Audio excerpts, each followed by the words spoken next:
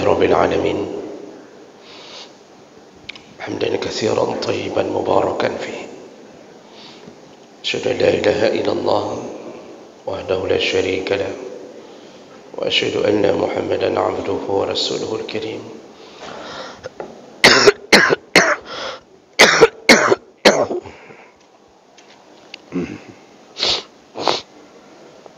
اللهم صل وسلم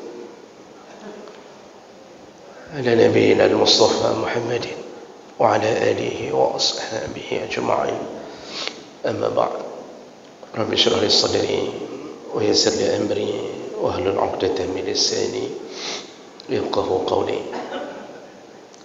Segala puji bagi Allah, kemudian salawat dan salam pada Rasulullah, pada keluarga dan seluruh sahabat-sahabatnya, jamaah salat maghrib dan isya, bapak-bapak dan ibu-ibu yang Allah muliakan insyaAllah.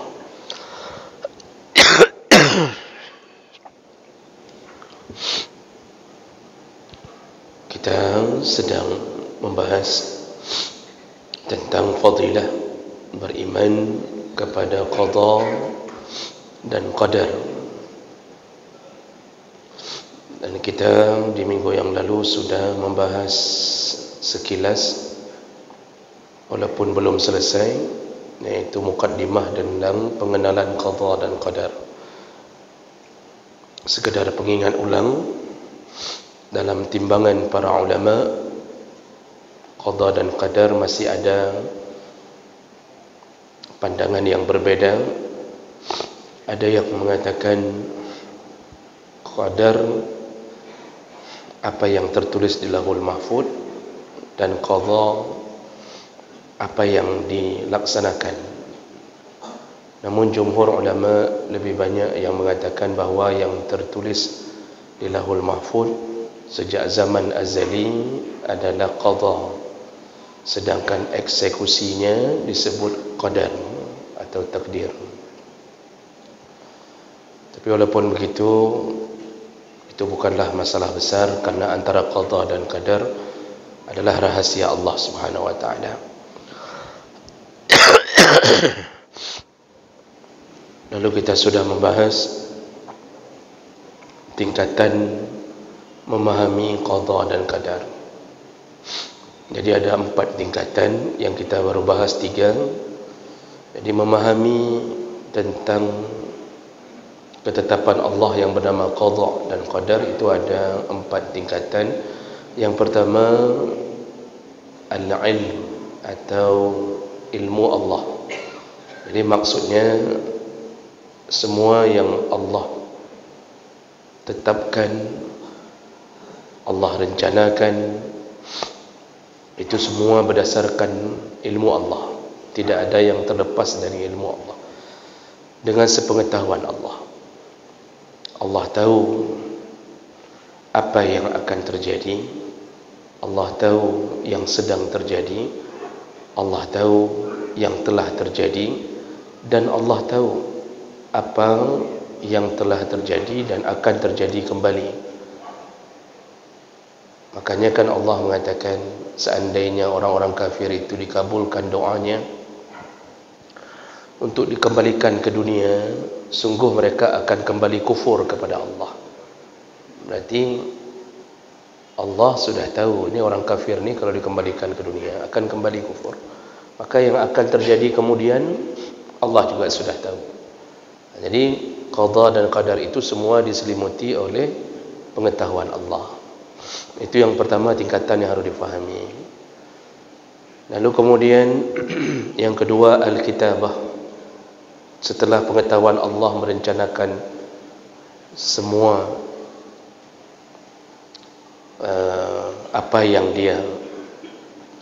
Allah ingin tetapkan, lalu dimulailah kitabah, yaitu menuliskan ketetapan itu. Makanya makhluk pertama dicipta adalah pena, dan pena disuruh tulis. Selesai pena menulis semua ketetapan terhadap makhluk Allah, lalu Nabi mengatakan rufi'atil aqlam wa juffatis suhuf wa jaffatis suhuf.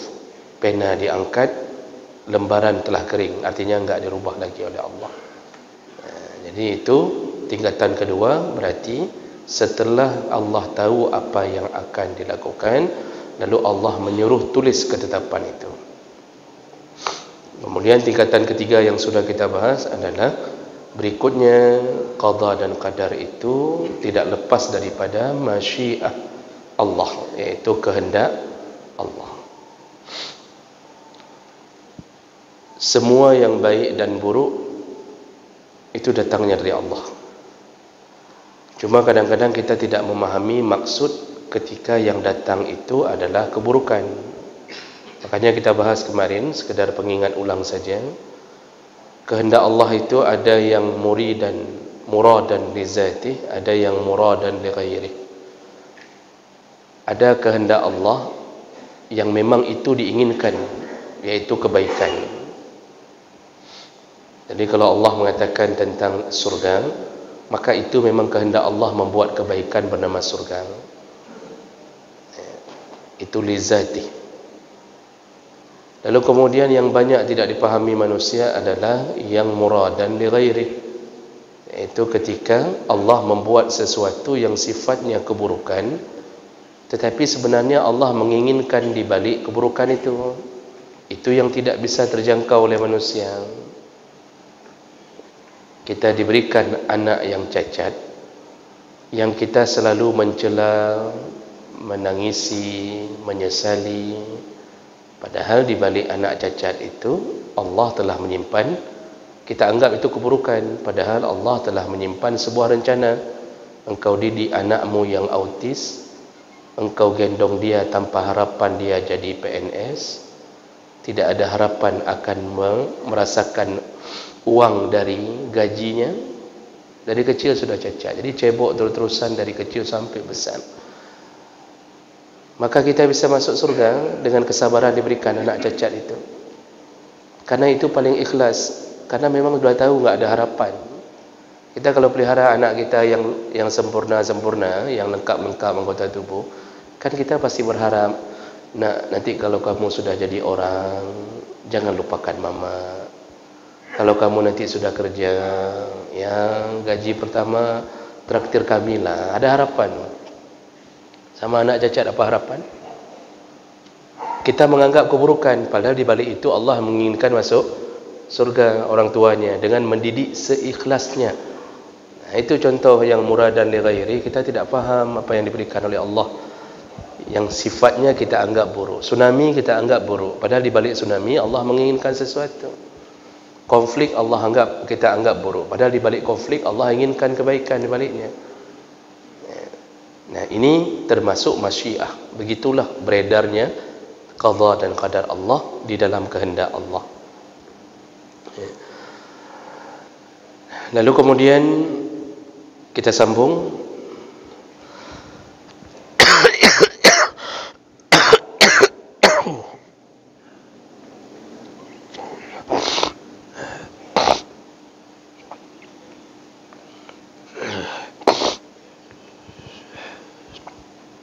Sambung berikutnya, yang keempat, tingkatan memahami qada dan qadar setelah Allah berkehendak di atas kita, barulah Allah melakukan al-khalaq, yaitu penciptaan. Jadi kehendak Allah telah beredar, lalu diciptakanlah makhluk. Di situ setelah diciptakan semua makhluk, Allah ciptakan manusia, jin, malaikat, Allah ciptakan pepohonan, hewan atau apa saja. Maka Allah kemudian setelah menciptakannya, Allah tetapkanlah semua kehendaknya di atas makhluk yang diciptakannya. Maka kehendak Allah menyelimuti makhluk. Maka hakikat manusia itu sebagai salah satu makhluk Allah, manusia itu punya pilihan, ikhtiar. Tapi ikhtiarnya di bawah ikhtiar Allah, di bawah pilihan Allah. Manusia itu punya kuasa, punya kudrah, tapi kudrahnya tetap berada di bawah kudrah Allah. Kita boleh berencana, kan itu yang sering kita lakukan. tetapi rencana Allah yang memutuskan rencana kita. Allah sebutkan dalam surat At-Takwir, wa ma tasha'una illa an yasha Allah rabbul alamin. Apapun yang engkau inginkan, tasha'un, maka dipastikan itu harus sesuai dengan kehendak Allah, yaitu Tuhan pencipta. Makanya manusia ini dicipta, fisiknya, jasadnya, itu semua dengan keinginan Allah dan berjalan di atas kehendak Allah. Maka skenario hidup ini dalam qada dan qadar itu berjalan di atas 4 itu, Bapak Ibu yang Allah muliakan. Maka berlakulah takdir di atas penciptaan Allah sesuai dengan kehendak Allah. Kalau Allah ingin memberi rezeki si fulan kaya, si fulan miskin, maka itu semua adalah kehendak Allah. Allah bisa tetapkan rezeki ke dalam lautan. Allah bisa tetapkan rezeki pada seekor ulat yang berada di tengah batu, yang orang bingung bagaimana disampaikan rezeki itu kepadanya. Tapi Allah berkehendak di atas ciptaannya. Maka itulah tentang takdir Allah untuk memahami lebih mudah. Tentunya pemahaman kita tidaklah sampai kepada yang sebenarnya. Ini kan ilmu sedikit yang diberi oleh Allah Subhanahu wa taala untuk memahami rahasia Allah Subhanahu wa taala. Terlalu sedikit. Wa ma utitum minal ilmi illa qalila. Aku tidak berikan engkau ilmu yang banyak. Yang kuberikan qalila, hanya sedikit saja. Sedikit sekali ilmu kita dengan ilmu Allah Subhanahu wa taala.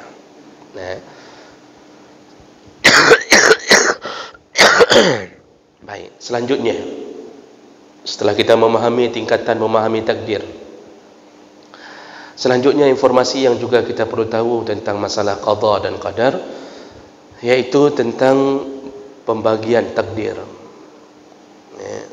Jadi memahami takdir ini rumit, karena pertama dia memang sebahagian besarnya gaib. Kita enggak tahu tentang hal yang gaib kecuali yang telah diberitahu oleh Allah Subhanahu wa taala melalui nabinya. Jadi masalah takdir ini salah satu rahasia Allah yang paling besar di atas kita. Maka memahami takdir itu tidak bisa dengan membuat logika-logika yang kita ingin membuat jalan menuju ke takdir, tidak bisa. Dia harus kembali ke Al-Quran dan Sunnah. Apa yang dikatakan Allah sebagai pembuat takdir, itulah yang benar. Apa yang dikatakan Nabi, tentu informasinya dari Allah Subhanahu wa taala. Takdir manusia ini rumit. Ada kalanya orang yang kadang-kadang merasa bahwa dia ditakdirkan tidak punya pilihan, padahal banyak ayat yang menyatakan bahwa pilihan Allah itu berlaku di atas pilihan manusia. Maka disuruh salat istikharah. Kalau kita enggak diberi pilihan, itu apa salat istikharah?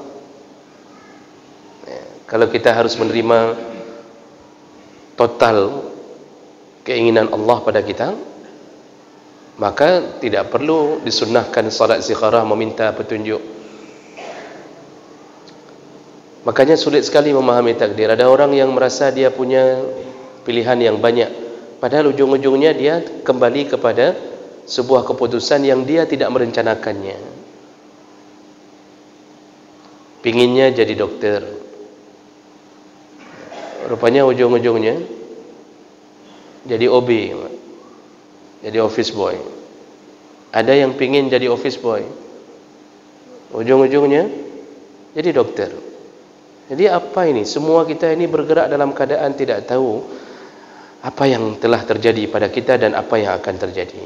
Oleh karena itu, karena keadaan seperti ini, para ulama mencoba menyederhanakan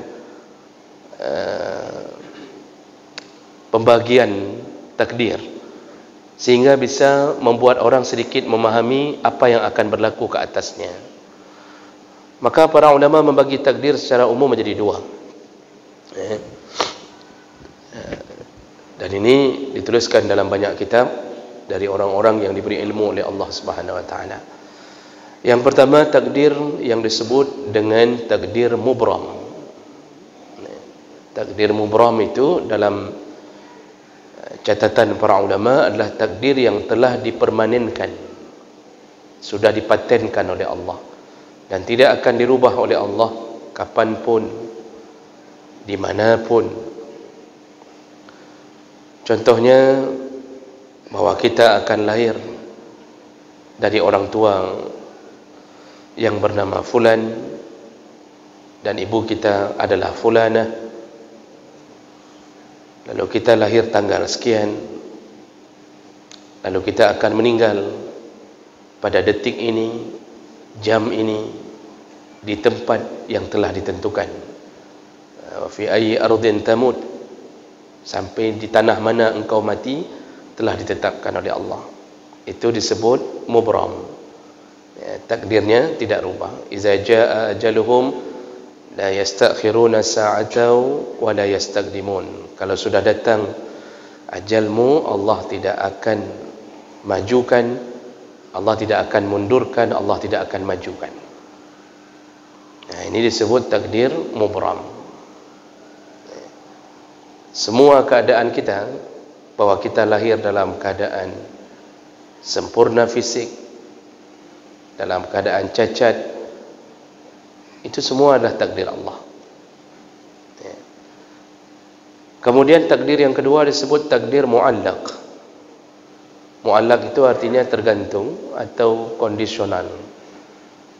Nah, para ulama mengatakan bahwa takdir mu'allaq adalah takdir yang bisa dirubah.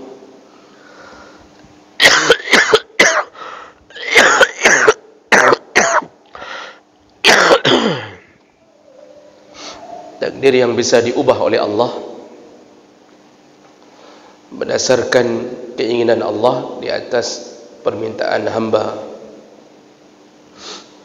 Makanya Aisyah pernah mengatakan bahwa Nabi pernah mengatakan doa bisa mengubah takdir. Itu berada di takdir mu'allaq. Takdir mu'allaq ini digantungkan pada usaha hamba. Penetapan kuota rezeki itu mubram, kuotanya mubram. Jadi setiap orang waktu lahir telah dicatatkan kuota rezekinya, dan selalu disesuaikan dengan ajalnya. Orang yang ditetapkan rezeki 1M, maka tidak akan mati kecuali dia telah menghabiskan 1M itu. Dan list terakhir dia harus memakan sesuatu yang sekira-kira mencapai 1M itu, baru dia mati.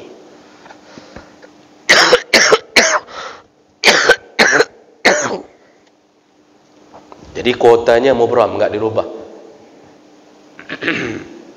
Mau jadi apapun yang kita dapatkan itu sesuai dengan kuota yang telah diberikan. Kemudian yang menjadi mu'allaq dalam pertimbangan berdasarkan definisi ini adalah ketika kita menjemputnya lebih awal.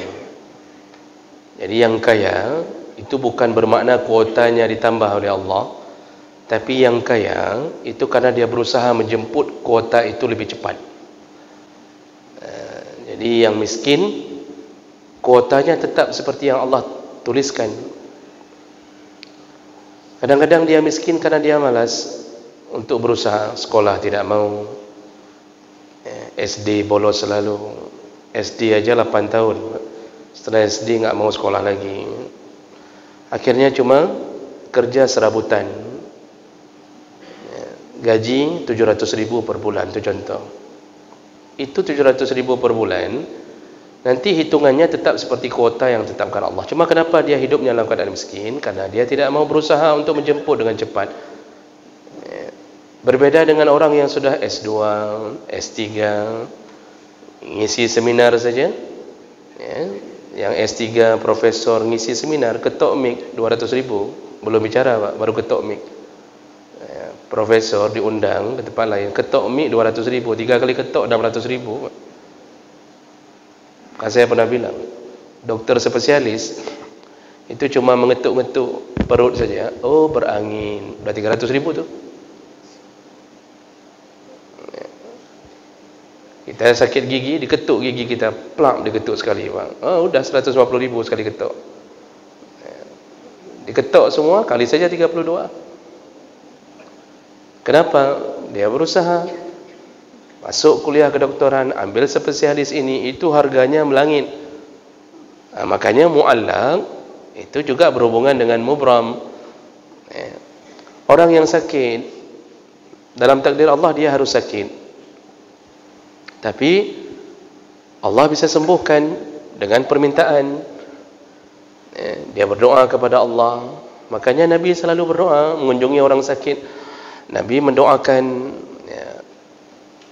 Allahumma rabbin nas azhibil ba'sa washfi anta syafi la shifaan illa shifauka shifaan la yughadiru saqama. Nabi berdoa, dia pegang tempat sakitnya, di mana sakit sahabat ini dipegang, Nabi berdoa, tidak lama sembuh. Padahal dalam takdir dia sakit, tapi dia bisa meminta kepada Allah untuk mengubah. Itu mu'allaq. Makanya takdir mu'allaq ini bisa berubah dengan usaha, dengan doa, dengan ikhtiar seorang hamba. Kita punya calon yang mau kita nikahi 2 orang. Jadi kita punya calon ada 2 orang, Zulaikha dan Ka'nah, sama-sama penjual kuih misalnya. Contoh, bingung mau pilih siapa, disuruh ikhtiar, disuruh istikharah. Suruh istikharah. Itu menunjukkan apa? Allah biarkan kita memilih. Allah biarkan. Nanti diberi petunjuk oleh Allah dengan pilihan yang kita jalani. Kalau setelah kita nikah dengan Ka'nah enggak cocok, maka Allah akan buat gagal di awal, gagal di tengah, sehingga kita punya yang cocok. Makanya memahami takdir itu memang sebahagian dari kepala kita harus dikosongkan untuk menerima yang kita tidak tahu. Jadi jemaah melakukan Allah, jadi takdir itu dibagi menjadi 2, mubram yang dipatenkan, mu'allaq yang diberi kesempatan untuk mengubah oleh manusia. Jadi diberi ruang oleh Allah. Namun banyak orang yang kita kemudian bingung, Pak. Kita bingung. Umur itu dipatenkan tadi, mubram. Kan tidak akan ditangguhkan umur kalau sudah jatuh waktu untuk ajal dijemput. Kita sudah yakin itu. Berarti umur kita ditetapkan dari 120 hari dalam kandungan. Tapi Nabi Musa alaihissalam dalam hadis yang sahih, ketika malaikat maut datang menjelma jadi manusia lalu mengatakan aku ingin mencabut nyawamu, Nabi Musa marah karena mengira orang ini bercanda, dan dia tidak tahu ini malaikat kerana jelmaannya sempurna jadi manusia. Lalu Nabi Musa menampar malaikat ini. Ditampar betul, Pak. Yang ditampar dalam jelmaannya jadi manusia, sampai mereng pipinya dalam hadis. Ini mereng ni pipi, ditampar sama Nabi Musa. Satu-satunya Nabi yang pernah nampar malaikat itulah Nabi Musa. Lalu malaikat ini kembali kepada Allah dan mengatakan, Ya Rabbi lima arsaltani liman lam yuridil mauta. Kenapa engkau kirimkan aku kepada orang yang tidak menginginkan kematian? Lalu Allah menyuruh balik. Dia suruh kepada malaikat maut balik, katakan kepada Musa bahwa engkau utusan Allah, dan kalau dia menginginkan dipanjangkan umurnya, suruh dia letakkan satu tangannya di atas punggung kenderaannya atau kudanya atau untanya, suruh letakkan seberapa bulu yang terpegang dengan tangannya, seitulah jumlah yang akan kupanjangkan umurnya. Jadi kalau terpegang 1000 tahun kupanjangkan, kata Allah. Balik ni malaikat, ni hadis ni, saya tidak hafal matanya panjang, isinya begitu. Kata malaikat, wahai Musa, Allah izinkan kepadamu kalau engkau ingin dipanjangkan umurnya. Maksudnya tadi malaikat itu kan sudah ditampar. Untungnya malaikat ya makhluk Allah paling sopan kan. Artinya enggak mungkin bunuh kakak tampar dong. Jadi itu enggak mungkin begitu. Jadi kasih tahu cuma kalau engkau ingin dipanjangkan umurnya, genggamlah, letakkan tanganmu di atas punggung binatang kenderaanmu. Engkau dipanjangkan umur sejumlah bulu yang terpegang. Apa kata Nabi Musa? Kalaupun dipanjangkan 1000 tahun, toh akhirnya aku mati juga, maka tidak perlu untuk diperpanjang. Silakan cabutlah nyawa aku. Di situ akhirnya dicabut nyawa. Itu apa Pak hadis itu? Tadi kita kira ajal itu kan mubram, sudah paten. Ternyata Nabi Musa diberi izin untuk diperpanjang umur. Kan bingung lagi Pak. Berarti ada konsep memanjangkan umur. Kan begitu. Makanya memahami takdir itu saya bilang dari tadi, itu rumit sekali. Kita enggak bisa menjangkau yang sebenarnya keinginan Allah. Anak kita bodoh, ternyata ujungnya pintar.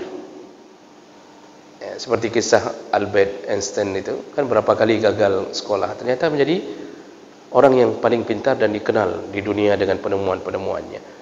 Ya. Anak kita waktu SD ranking 1, pintar. Kita pikir ini sudah dipatenkan, ini pintar nih, ini gen mamaknya nih. Ya. Jadi kadang-kadang kan ada orang yang bawa gen. Saya baca dari beberapa literatur, kalau kepintaran itu lebih banyak turun dari mama. Kepintaran itu turun dari mama, maka kita disuruh cari istri yang pintar. Jadi jangan terbalik. Kita cari istri yang cantik, berharap semoga anak kita cantik. Kita sendiri profesor, pintar Masya Allah, cepat sekali kita berpikir. Kita berharap pintarnya turun dari kita, cantiknya turun dari mamaknya. Kita profesor, tapi muka kita pas-pasan. Harapan kita, pintar turun dari kita, mudah-mudahan dia cantik atau ganteng dari mamaknya. Rupanya yang terjadi apa? Turun bodoh dari mamaknya, jeleknya turun dari kita. Sempurna apa? Hancur hidup anak ini. Dari kita turun jeleknya, dari mamaknya turun bodohnya, kan sempurna sekali, udah itu dah. Jadi oleh karena itu kita nggak tahu apa yang akan terjadi. Maka kalau memahami takdir mubram dan muallaq ini, ada orang yang selama ini langsung mengatakan ini takdir mubram begini-begini, ternyata ujungnya juga ada perubahan. Muallaq begini-begini. Itu tadi definisi yang kita sebutkan tadi adalah definisi secara umum. Maka para ulama seperti Ibnu Hajar Al-Asqalani dalam Fathul Bari syarah Sahih Bukhari itu menjelaskannya, enggak bisa dipahami itu kecuali melihat dari 3 sudut pandang. Enggak bisa dipahami mubram dan muallaq itu, yang mana yang paten, yang mana yang kondisional, kecuali dilihat dari 3 perspektif. Kok payah ada perspektif? Dari 3 sudut pandang. Bagaimana cara melihatnya? Nah, Ibnu Hajar menjelaskan yang pertama, yaitu dari sudut pandang takdir, dari sudut pandang Allah. Jadi takdir dalam perspektif Allah. Nah ini setelah kita jelaskan tadi, Allah punya ilmu atau sepengetahuan Allah semua yang akan ditetapkan, lalu Allah tulis, suruh tulis, lalu Allah berkehendak, lalu Allah baru cipta.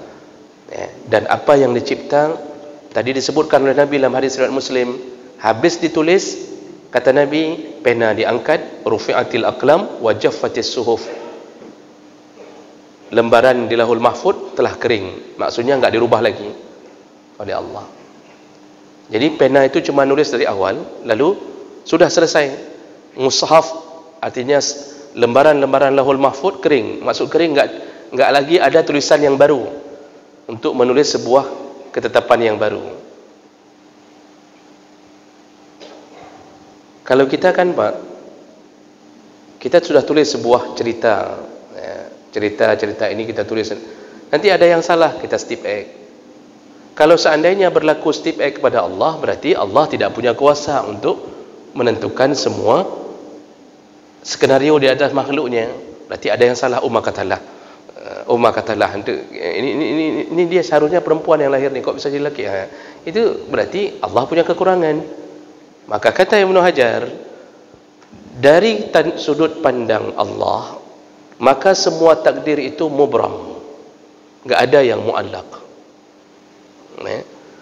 Semua yang telah Allah tetapkan itu sudah menjadi kata kunci bagi ketetapan semua makhluknya. Allah tidak punya kekurangan dengan merasa ada kesalahan. Kita sudah sebutkan dalam surat Al-An'am, Allah menyebutkan wa indahu mafatihul ghaib. Allah punya kunci-kunci yang gaib. La ya'lamuha illahu, tidak ada yang tahu kecuali Allah. Wa ya'lamu ma fil barri wal bahri, Allah tahu semua yang ada di laut dan di daratan, di darat dan di laut. Semua. Wa ma tasqutu min waraqatin, setiap daun yang jatuh itu sudah direncanakan oleh Allah. Daun yang jatuh dari pohon sudah direncanakan oleh Allah. Wala habbatin fi dhulumatil ardi wala ratbin wala yabisin, semua yang berada, biji yang berada dalam kegelapan, semua yang basah atau kering, semua sudah illa fi kitabim mubin, semuanya sudah tertulis Lauhul Mahfuz. Berarti sudah selesai, tinggal nanti takdirnya dijalankan. Jadi kalau produser filem itu bisa mengubah skrip. Jadi kalau misalnya seorang produser sudah buat cerita-cerita, rupanya nggak cocok, di ujungnya nggak cocok, seharusnya kita beginikan saja, dirubah itu. Nah, itu manusia, berarti dia tidak bisa mengetahui apa yang akan terjadi ke depan. Dia pinginnya begini, merubah. Allah tidak. Semua sudah ditetapkan sempurna, tidak ada yang berubah. Maka perlu difahami bahwa takdir di sisi Allah itu hanya berlaku mubram. Nah, jadi Allah punya kuasa dan tidak akan merubah apapun di sisi Allah. Kemudian Ibnu Hajar melanjutkan yang kedua, memahami takdir dari sudut pandang malaikat, perspektifnya malaikat. Malaikat itu makhluk Allah, ditugaskan oleh Allah. Di antara tugasnya adalah mengiringi kehidupan manusia, yang mencatat amal, yang mencatat segala percakapan lisan, kemudian macam-macam, yang mencabut nyawa, yang bertanya di alam kubur, yang apa saja yang disuruh oleh Allah pada mereka. Nah, malaikat bergerak di atas izin Allah. Malaikat maut itu tidak tahu kapan harus mencabut nyawa seorang hamba kecuali telah diperintahkan Allah. Karena semua ilmu milik Allah. Malaikat maut tidak ada ilmu bahwa fulan begini. Dia hanya bergerak ketika Allah mengatakan ini sudah waktunya, fulan silakan. Nah, ini sudah waktu. Begitu para malaikat bekerja, yang memberi rezeki, yang menetapkan keberkahan, yang mengirimkan rahmah, yang memelihara anjing dan lukisan. Disebut oleh Nabi, tidak akan masuk malaikat, la tadkhulu baitan fihi kalbun wala surah. Tidak akan masuk malaikat ke rumah yang ada anjing dan ada patung atau lukisan. Malaikat mana yang enggak masuk? Malaikat rahmah, dalam kesepakatan para ulama. Malaikat itu ingin kirim rahmah, tapi tiba-tiba enggak masuk dengan adanya patung lukisan makhluk hidup. Berarti malaikat bisa menunda itu rahmah atau menghilangkannya. Keberkahan Allah yang beri, diturunkan oleh malaikat. Keberkahan bisa muncul pada macam-macam, bahkan sebutir nasi, kata Nabi, yang engkau habiskan di atas piringmu, sebutir nasi yang terakhir, bisa jadi keberkahan duduknya di sebutir nasi yang terakhir. Tapi orang yang tidak baca bismillah, Allah cabut keberkahannya. Berarti bisa dicabut oleh malaikat, bisa dihadirkan. Makanya Ibnu Hajar menjelaskan bahwa di sisi malaikat, malaikatlah yang tahu mana yang mubram, mana yang mu'allaq. Jadi seperti tadi, Allah turunkan malaikat maut untuk mencabut nyawa Musa. Setelah itu diberitahu oleh Allah, malaikat, kalau Musa menggenggam begini-begini, panjangkan umurnya. Maka sebenarnya umur sudah dipatenkan oleh Allah. Tetapi dengan izin Allah, malaikat tahu. Maka yang tahu mubram dan muallaq, yang mana yang sudah paten dan yang mana yang dirubah oleh Allah, hanya malaikat. Kata Ibnu Hajar, hanya malaikat. Kita ini berdoa, semoga panjang umur. Nabi mengatakan apa? Yang sering silaturahim, dia akan dipanjangkan umurnya, diluaskan rezekinya. Berarti perbuatan silaturahim bisa membuat perubahan pada umur yang panjang dan rezeki yang luas. Walaupun nanti para ulama sebagian mengatakan bahwa yang dimaksud keberkahannya, tapi bisa saja dipanjangkan yang sebenarnya. Dipanjangkan maksudnya diberi waktu untuk banyak lagi beramal saleh. Karena orang yang paling baik di sisi Allah salah satunya man tala umruh wa hasuna amaluh. Yang paling baik, manusia terbaik salah satunya yaitu yang panjang umurnya dan baik amalnya. Makanya panjang umur itu kadang-kadang baik. Orang tua yang jamaah sudah tua, sudah tertatih-tatih pakai tongkat masih jamaah, itu lebih utama daripada anak muda yang menuju ke masjid. Kenapa? Ini orang sudah capek tapi tetap istiqamah. Anak muda baru mulai taubat. Maka kalau Allah panjangkan umur, siapa yang tahu? Ditulis di waktu 120 hari dalam kandungan, umur 65. Cuma karena kita sering silaturahim, maka Allah bisa rubah menjadi 75. Siapa yang tahu? Enggak ada yang tahu. Yang tahu siapa? Yang diberitahu oleh Allah, yaitu malaikat. Bisa saja Allah mengatakan kepada malaikat maut, ini orang ini tambahkan 10 tahun. Jangan cabut. Dia akan menjadi orang yang baik, dia akan terus beramal selama 10 tahun yang bisa saja. Makanya Ibnu Hajar mengatakan falmahu wal isbat binisbah lima fi ilmil malak.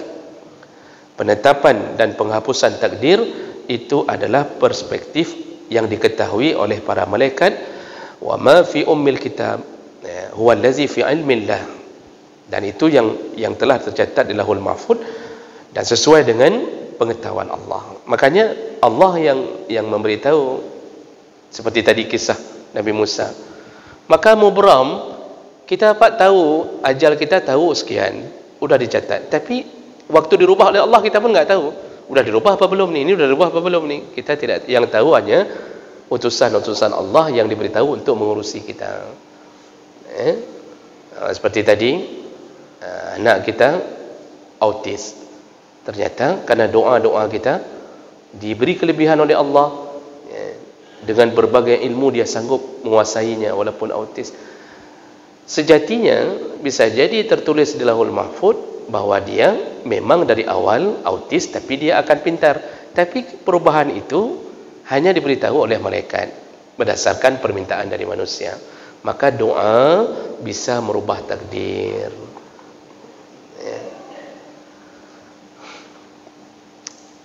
Yang terakhir yaitu takdir dalam pemahaman atau sudut pandang manusia. Nah, di sini dilanjutkan oleh Ibnu Hajar. Saya bacakan maksudnya saja karena waktu kita. Setelah kita tahu Allah cuma takdir di sisi Allah semuanya mubram, menunjukkan kesempurnaan Allah. Di sisi malaikat, malaikat tahu mana mubram dan mana yang sudah dirubah menjadi muallaq. Sedangkan di sisi manusia, itu semuanya muallaq. Manusia hanya tahu berubah setelah dia menjalaninya. Kita kan enggak tahu berapa umur kita. Setelah meninggal baru orang bilang, "Iya Allah, kasihan sekali, umurnya pendek. 45 tahun sudah meninggal." Kita baru tahu menetapkan vonis ke atas seseorang setelah kita menjalaninya. Sebelum itu kita hanya berandai-andai. Artinya kita pikir kita umurnya panjang, rupanya umur kita pendek. Ada yang berfikir umur pendek, rupanya umurnya panjang. Banyak orang yang sudah sakit bertahun-tahun enggak mati-mati. Ada orang yang enggak pernah sakit tiba-tiba mati. Maka kita ini hanya diberi pengetahuan yang muallaq setelah terjadi. Jadi yang kita harapkan berdoa-doa selama ini itu hanya harapan permohonan kepada Allah Subhanahu wa taala. Kita tidak bisa mengetahui yang mubram. Betul Nabi mengatakan bahawa kita telah dicatat di dalam ilmu Allah, ajal, rezeki, syaqiyun atau sa'id, kita akan bahagia atau tidak. Makanya penetapan itu berlaku di sisi Allah, dan Allah bisa rubah dengan memberitahu kepada malaikat. Tapi di sisi kita nggak tahu apa-apa, nggak tahu apa-apa. Ini yang kaya-kaya hari ini, itu dulu pun cerita, waktu awal-awal kaya dia menceritakan, dulu Masya Allah saya nggak nyangka bisa kaya begini. Dulu saya tinggal di kampung, kerja saya aja masuk ke sawah, kemudian tiap hari begini-begini. Semua buat biografi. Buat biografi. Itu contoh misal, kalau di Banda Aceh, siapa pemilik Abu Liatama? Rusli Bintang. Siapa? Itu kan buat biografi. Dulu penjual asongan rokok, segala macam. Siapa yang tahu bahwa dirinya tiba-tiba jadi kaya? Nggak ada yang tahu. Setelah kaya, dia baru tahu bahwa takdir Allah berlaku kepadanya, dia akan kaya. Makanya kita ini hanya diberi pengetahuan, yaitu mu'allaq. Setelah tahu, disuruh hanya jangan putus asa, berharaplah terus kepada Allah. Maka yang sakit disuruh berobat. Jangan merasa bahwa nggak apa-apa, saya sudah ditakdirkan sakit, kayak mana kita buat jadinya. Disuruh berobat, walaupun nanti masalah sembuh terserah. Ini udah sebulan batuk nggak sembuh-sembuh, terserah Allah, yang penting berobat. Ya. Makanya Umar bin Khattab itu marah sekali ketika seorang pencuri dihadapkan kepada Umar. Umar berkata, kenapa engkau mencuri? Apa katanya? Aku ditakdirkan oleh Allah memang jadi pencuri. Jadi itu dia jawab, aku memang ditakdirkan Allah untuk jadi pencuri. Jadi dia memahami bahwa Allah yang membuat kuasa atasnya dia, bahwa dia harus jadi pencuri. Langsung Umar mengatakan, potong tangannya, lalu cambuk dia, entah 40 kali, entah 20 kali disuruh cambuk oleh Umar. Tangannya potong karena pencurian, lalu cambuk karena dia telah bersuuzan kepada Allah Subhanahu wa taala. Jadi